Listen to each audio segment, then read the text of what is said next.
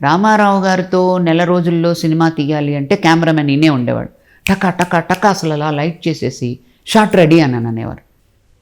పెద్ద ఆయన అలా కునికిపాటు వేయక ముందే కెమెరా అంత అలర్ట్గా ఉండేవారు. ఆయన గబగబా చేసేసి ఇలా అంటుంటే 2-వీలర్ స్కిడ్ అయ్యి పడిపోయారు. పడిపోయి ఇక్కడ బోన్ ఇరిగిపోయిందండి. ఇరిగిపోయి స్వెల్ అయిపోయిందంట. స్వెల్ అయిపోయేటప్పటికే అందరూ దగ్గరికి వచ్చేస్తుంటే ఆగండి, అక్కడే ఉండండి అని చెప్పేసి అసిస్టెంట్ని పిలిచి గట్టిగా ఒక టవల్ కట్టేసి ఆ షర్ట్ ఇంతవరకు ఉన్న షర్ట్ ఇంతవరకు లాగేసేసి, ముందు మీరు షూటింగ్ కానివ్వండి, ఆ తర్వాత నేను హాస్పిటల్కి వెళ్తాను. షూటింగ్ అంతా చేసి హాస్పిటల్కి వెళ్ళారండి. అవును, నేను విన్నాను. ఎవరు చెప్పారంటే మా మేకప్ మ్యాన్ ఆయన ఉండేవాడు కదా. అదే నాకేంటో ఆయన మేకప్ అంతా 6కి అంతా అయిపోయేది. 6కి నా దగ్గరికి వచ్చేవారు, నాకు చేసేవారు. అంటే 5కి అంతా ఆయన రెడీగా కూర్చునేవారు ఆఫీస్ రూమ్లో చెన్నైలో. ఆ తర్వాత నాకు చేసేసేవారు. బ్రేక్ టైంలో ఒకసారి ఆయన దగ్గరికి వెళ్ళి ఉండేవాళ్ళు. ఆయన ఇంకా టచ్అప్ అది ఏదైనా ఉంటే అయిపోయి ఆ తర్వాత మళ్ళీ నా దగ్గరికి అలా అడ్జస్ట్ చేసుకున్నాం మేము. ఆయన చెప్పేటప్పటికీ నాకు అసలు ఇంటికి వెళ్ళాను చూడ్డానికి. అప్పుడు కరుమారి అమ్మనని ఒక గుడి ఉంది, ఆయన పేరు మీద పూజ చేయించి నేను మా అమ్మగారు, ఆయన అప్పుడు కింద లేరు, హబీబుల్లా రోడ్లో ఉన్న ఆ ఇంట్లో పైన రూమ్లో హాల్లో ఉన్నారు. పైన రూమ్లో హాల్లో ఉంటే బొట్టు తీసుకుని వెళ్ళిచ్చి ఆ ప్రసాదం తీసుకుని ఉంటే నా నెత్తి మీద ఇలా చేయి వేసి, ఏమండి మీరు మా కోసం పూజ చేశారా, తప్పకుండా మేము కోలుకుంటాం, తప్పకుండా బాగుంటాం. ఆ విల్ పవర్ ఉంది చూసారా ఆయనకి అస్సలు. ఎందుకంటే ఆయన అభిమానిని కదా, మళ్ళీ అక్కడ ఆయన హీరోయిన్ గానో లేకపోతే ఇంకోటో వెళ్ళలేదండి. ఇప్పటికీ ఎవరికైనా ఒంట్లో బాగాలేదంటే వాళ్ళు ఎవరో నాకు తెలియదు, వాళ్ళని మనసులో తలుచుకుని ప్రే చేస్తూ ఉంటాను. అది చిన్నప్పటి నుంచి ఉంది నాకు. అటువంటిది మరి అటువంటి ఆయనకి అనేటప్పటికీ వెళ్ళేసి వచ్చాను. ఆయన అంత విల్ పవర్ గురించి చెప్పుకుంటే చాలా సినిమాల్లో సర్దార్ పాపారాడికి దెబ్బలు తగిలియండి, చండశాసనుడికి బండి వేయించి పడ్డారట. అలాగే మీరు చెప్పే సినిమా ఆ టైంలో కూడా అట్లాగే జరిగింది, చెయ్యి విరిగి. అవును. ఇంకోటి కూడా ఒక గొప్ప ఇన్సిడెంట్ ఉందండి, మర్చిపోయాను.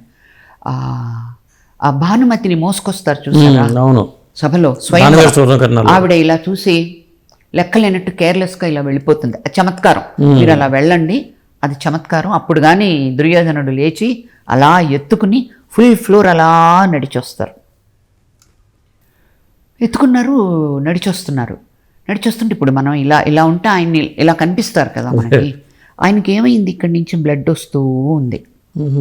లాస్ట్లో ఉంది కెమెరా, లాంగ్ షాట్. అందరూ ఉన్నారు, మొత్తం ప్రభాకర్ రెడ్డి గారు, ఎవరెవరు ఉండాలో ఆర్టిస్టులు, ఇటు అటు అందరూ కూర్చొని ఉన్నారు. అని అంటుంటే అని అన్నారు, అంటే మాట్లాడొద్దు అని. నేను అలాగే ఉన్నాను. ఆ తర్వాత డమాల్ని కింద పడేశారు. ఇక్కడి నుంచి ఆయనకి ఇక్కడ క్రౌన్ పెట్టి ఇక్కడ ఒక కాయ కాదండి, ఇంత కాయ ఉండేది ఇక్కడ, చిన్న కుంకిడి గింజంతా. ఆ క్రౌన్కు ఈ 2 కూరలు ఉంటాయి, సన్నగా పాముకు అనమాట. అవి ఇంత కూరలు, అవి మెటల్లో చేసి ఉంటాయి కదా. ఆయన దనాదన ఇలా వస్తుంటే క్రౌన్ కొంచెం ఏదో ముందుకి బెండ్ అయినట్టుంది, ఆ కూర బుడిపి తగులుతుంది కదా, దానిలో గుచ్చుకుంది, బ్లడ్ కారుతుంది. అంతే పడేశారు, గబగబా అందరూ వచ్చేసారు. అప్పుడే నేను అసలు వణికిపోతున్నాను, నేను బ్లడ్ అలా కారుతోంది, గబుక్కన బొట్టు జరిగిపోతుందని ఆయన ఇలా పెట్టుకున్నారు. మోహన్ కృష్ణ గారు అనుకుంటా దానికి కెమెరా విన్నాం. అంత చిన్న వయసులో ఇవన్నీ ఏం లేదు, కింద పడేశారు అంతే. పటక ముందు ఆయన దెబ్బ ముందు మన దెబ్బే ఉందండి. అంత అంటే షార్ట్ మళ్ళీ రీటేక్ కాకూడదు అనని డమాల్ మన కింద పడేసేసారు. ఆ తర్వాత కారిపోతుంది, కూర్చుని ఐస్ పెట్టుకుని క్రౌన్ తీసేసి మళ్ళీ టచ్అప్ చేసేసుకుని వాచిపోయి ఉంది, మళ్ళీ దాని మీద మేకప్ చేసి మళ్ళీ హీజ్ రెడీ అండి. ఆ మరుసటి రోజు ఏదో కొంచెం గాయం మానే వరకు ఏదో తీసుకున్నట్టున్నారు. అంటే ఆయన్ని చూసి మళ్ళీ అగైన్ మేము ఏం నేర్చుకున్నామంటే వర్క్ ఈజ్ వర్షిప్. ఇవాళకి ఆ మేకప్ బాక్స్ని ముట్టుకుని కళ్ళకి దద్దుకుని దేవుడికి దండం పెట్టుకుని మేకప్ వేసుకుంటాం. అట్లా నాగేశ్వరరావు గారి దగ్గర నేర్చుకునేవి నాగేశ్వరరావు గారి దగ్గర నేర్చుకునేవి, రామారావు గారి దగ్గర నేర్చుకునేవి అంటే కేవలం ఇది ఆయన శత జయంతి కాబట్టి ఆయన గురించి మాట్లాడుతున్నాం. అంటే డైలాగ్ డెలివరీలో మీకు ఏమైనా సూచన చేసేవాళ్ళు? ఆయన చెప్పేవారండి, యాక్ట్ చేసి చూపించేవారు.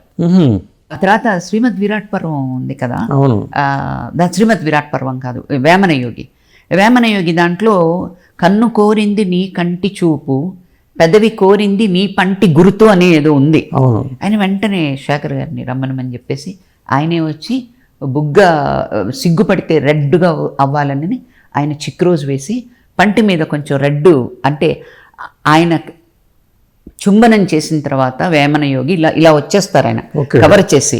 మళ్ళీ ఇలా వెళ్ళేటప్పటికి ఏమిటంటే పెదవి మీద బ్లడ్ వచ్చినట్టు ఆయనే చేత్తో వేసి అలా వేశారండి. చిక్కు రోజు వేసి నాకు క్లోజప్ టైట్ క్లోజప్ పెట్టి చిక్కు రోజు వేసి ఆ పెదవి మీద ఆ బ్లడ్ అలా కనిపించేటట్టు ఆయనే వేశారు. కీన్ అబ్జర్వేషన్ చాలా. అసలు ఇప్పుడు ఎవరికి వాళ్ళం బాగుండాలి అని అనుకునే అవును ఇది కాదండి ఆయన మెంటాలిటీ. పక్క వాళ్ళు కూడా అందంగా ఉండాలి. ఇది నేను విన్నాను నా చిన్నప్పుడే. నేను వచ్చిన కొత్తలో శ్రీకృష్ణ పాండవీయంలో ఉదయ్ కుమార్ గారు ఎవరో భీముడు వేశారు. అవును. ఈ విషయంలో ఆయన గురించి మనం మాట్లాడుకోవాలి.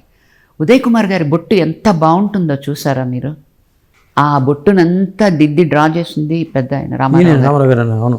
అంటే ఆయనకి ఎంత సద్భావం చూడండి. మనమే కాదు అవతల వాళ్ళు కూడా బాగుండాలి అని అనేది. అవతల వాళ్ళు కూడా బాగుండాలి, అందరూ బాగుండాలి, అన్ని గెటప్లు బాగుండాలి, అంత తృప్తిగా ఉండాలి. మన వరకు మనం బాగుంటే చాలదు. ఇలాంటివన్నీ ఎన్నండి చెప్పుకుంటూ ఉంటాయి. ఒక రోజు కాదండి. యాక్చువల్గా ఆయన గురించి మాట్లాడడానికి నాకు అంత వయస్సు లేదు, నాకు అంత అనుభవం లేదు. వారితో ఒక 6-7 సినిమాలు చేశాను అని అంటే అందులో స్టూడియో మూవీసే ఒక 4-5 స్టూడియో హీరోయిన్గా పేరు వచ్చేసింది నాకు. ఇంకా ఈ జన్మ ప్రభ అని ఒక పేరు పెట్టినందుకు, మరి ఇంత అదృష్టం కలిగినందుకు ఆయన్ని ఇంటికి వెళ్తూ ఉండేవాళ్ళ మీరు అక్కడ చెన్నైలో కానీ ఎప్పుడన్నా? అదే చేతికి ఇంకొకటి అండి వెళ్ళానండి. వెళ్ళి చూడ్డానికి నన్ను పిలిపించినప్పుడు ఆఫీస్ రూము. ఆ తర్వాత ఇంకొకటి ఏంటంటే నేను మంగళవారాలు అప్పుడు చేస్తాను, ఇప్పుడు చేస్తున్నాను ఆంజనేయ స్వామికి. వాళ్ళ ఇంటికి వెళ్తారా అని అడిగారు కదా, దానికన్నా అంటే అప్పుడప్పుడు సినిమాకి ఏదన్నా చెయ్యాలి అంటే చూడాలి గెటప్ గురించి కానీ అలా అన్నప్పుడు జరిగేదండి. వారి వైఫ్ని చూడడం జరగలేదు నాకు. కానీ రామకృష్ణ స్టూడియో ఈ సినిమా చేసేటప్పుడు పోతులూరి వీరబ్రహ్మం గారి చరిత్ర చేసేటప్పుడు మంగళవారాలు చేసేదాన్ని నేను. అంటే ఇప్పుడంటే కొంచెం ఏజ్ని బట్టి ఒక పూటే ఉండి భోంచేస్తున్నాను. అప్పుడు ఏమీ తినేదాన్ని కాదు.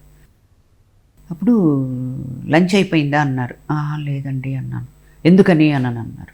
డాన్స్ చేయాలి 4 minutes సాంగ్, ఇవాళ మంగళవారం అందుకని. మరి ఏం తిన్నారు? ఏం తినలేదు. ఏం తినకుండా ఎలా చేస్తారు? మీకు ఎక్కడి నుంచి వస్తుంది బలం? ఉండండి అని చెప్పేసి అసిస్టెంట్ పిలిచి అమ్మగారిని అడిగి మజ్జిగ అరటిపండు తీసుకొని రా అని చెప్పేసి అన్నారు. అసలు ఆ మహాతల్లి ఎలా చేశారో ఏమో తెలియదండి.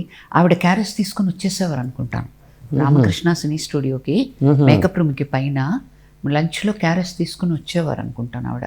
లేదంటే మామూలుగా వచ్చేవారేమో. మమ్మల్ని ఇప్పుడు తెల్లారుజామునే భోజనం చేసేస్తారు, మామూలుగా వచ్చేవారేమో.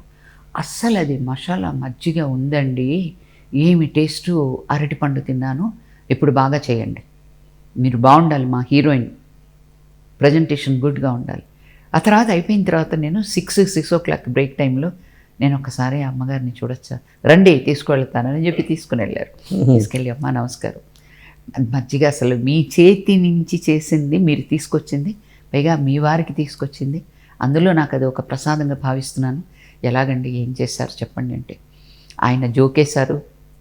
చెప్పొద్దండి సీక్రెట్లన్నీ హీరోయిన్స్కి చెప్పకూడదు. మీకు ఎప్పుడన్నా మజ్జిగ కావాలంటే ఇంటికి రండి, ఇస్తారు, తాగండి. ఎంత జోక్గా అసలు ఆయన. ఆవిడని అప్పుడే చూశాను నేను, కాళ్ళకి నమస్కారం చేశాను. ఎప్పుడు కావాలంటే అప్పుడు రామ్మా, ఇంటికి రావచ్చు అని చెప్పేసి చాలా ఆప్యాయంగా మాట్లాడారు. అంటే మీరు ఇంటికి వెళ్ళేవారా అని అన్నారు కదా, అదే నేను ఆవిడని చూడటం.